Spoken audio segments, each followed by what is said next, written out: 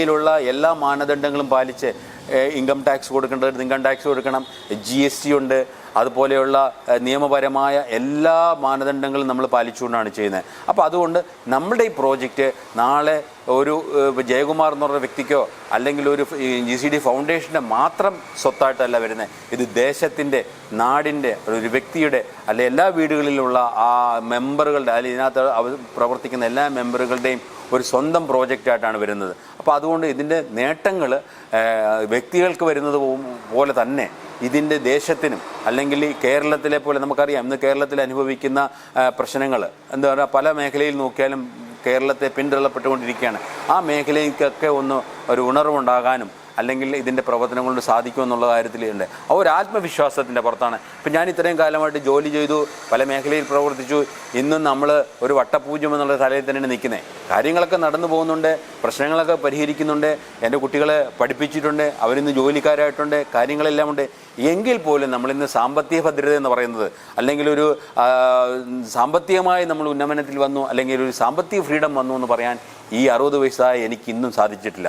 അപ്പം നമ്മളുടെ ഇവിടുത്തെ ഒരു രീതി അനുസരിച്ച്, ഒരു കേരളീയൻ്റെ രീതി അനുസരിച്ച് ഒരു ആവറേജ് ഫാമിലിയിൽ ജീവിക്കുന്നു എന്നല്ലാതെ ഒരു സാമ്പത്തിക നേട്ടമുണ്ടാക്കിയാൽ ഒരു സാമ്പത്തിക ഫ്രീഡം ഉണ്ടായെന്ന് എനിക്കിന്ന് വരെ പറയാൻ പറ്റില്ല. ഈ 60 വയസ്സായ ആൾ ഞാൻ ഇന്നും പണിയെടുക്കേണ്ട അവസ്ഥയിലാണ്.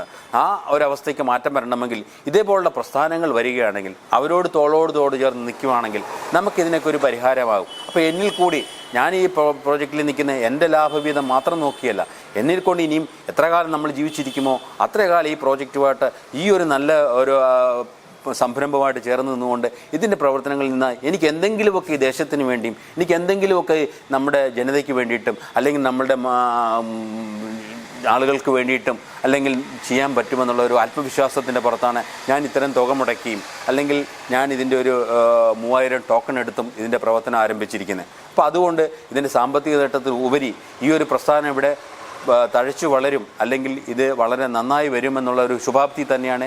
അത് 100% അങ്ങനെ തന്നെ സംഭവിക്കുമെന്നുള്ള ഒരു വിശ്വാസത്തിലൂടെയാണ് ഞാൻ ഈ GCD ടോക്കണിലൂടെ ഇനിയും കൂടെ നിൽക്കുന്നതും നിങ്ങളോടെല്ലാവരും ഇതിൻ്റെ ഒരു കാര്യങ്ങൾ മനസ്സിലാക്കുകയും ഒരു കുടുംബത്തിൽ മിനിമം നമ്മൾ ഉദ്ദേശിക്കുന്ന ഒരു കുടുംബത്തിൽ മിനിമം 20 ടോക്കണെങ്കിലും എടുത്ത് ആ 20 ടോക്കൺ എന്ന് പറഞ്ഞാൽ ഇന്ന് നമ്മൾ ഒരു നല്ല ഷർട്ട് വാങ്ങിക്കുകയാണെങ്കിൽ ഇപ്പോൾ ഒരു 2000 രൂപ 3000 രൂപ ഒക്കെ വരെ മേടിക്കുന്നുണ്ട്. ആ ഒരു ഷർട്ടിൻ്റെ പോലും വില വരുന്നില്ല നമുക്കിന്. അപ്പോൾ നമ്മളുടെ എയിം എന്ന് ഉദ്ദേശം എന്ന് പറയുന്നത് ഒരു കുടുംബത്തിലെ ഒരു ടോക്കണെങ്കിലും നൽകാൻ സാധിച്ചാൽ നാളെ ഈ ടോക്കണിൻ്റെ വില വർദ്ധിക്കുന്നതനുസരിച്ച് ഇന്ന് ഒരു ഡോളറിൻ്റെ വില മാത്രമാണ് ഈ ടോക്കണ്. നമുക്കിന്നറിയാം ഈ ക്രിപ്റ്റോ കറൻസിയെ കുറിച്ച് പറയുമ്പോൾ ധാരാളം നമുക്ക് കേട്ടിട്ടുണ്ട്.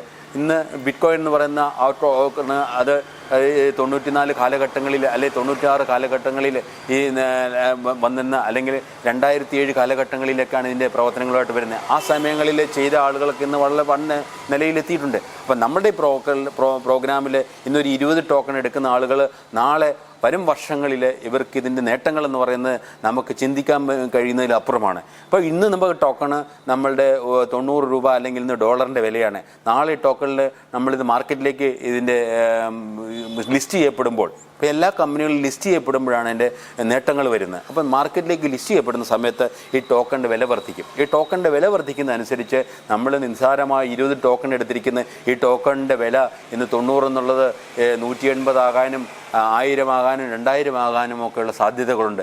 ആ സാധ്യതകൾക്ക് മുൻനിർത്തിയാണ് ഈ പ്രോജക്റ്റിൻ്റെ വിജയത്തെ നമ്മൾ കണക്കാക്കിയിരിക്കുന്നത്. അതുകൊണ്ട് എനിക്ക് നിങ്ങളോട് പറയാനുള്ളത്, നമ്മളുടെ ഈ ഒരു പ്രസ്ഥാനമായിട്ട് ബന്ധപ്പെട്ട് മനസ്സിലാക്കി നമ്മുടെ ലിങ്കിൽ കയറി ഇതിൻ്റെ കാര്യങ്ങൾ മനസ്സിലാക്കുകയും ഇതിൻ്റെ പ്രവർത്തനങ്ങളുമായിട്ട് ബന്ധപ്പെട്ട് നിങ്ങളെല്ലാവരും ഇതിലേക്ക് വരണമെന്നുള്ളൊരു അഭ്യർത്ഥന പറഞ്ഞുകൊണ്ട് ഞാൻ നിർത്തുന്നു. Thank you. All the best.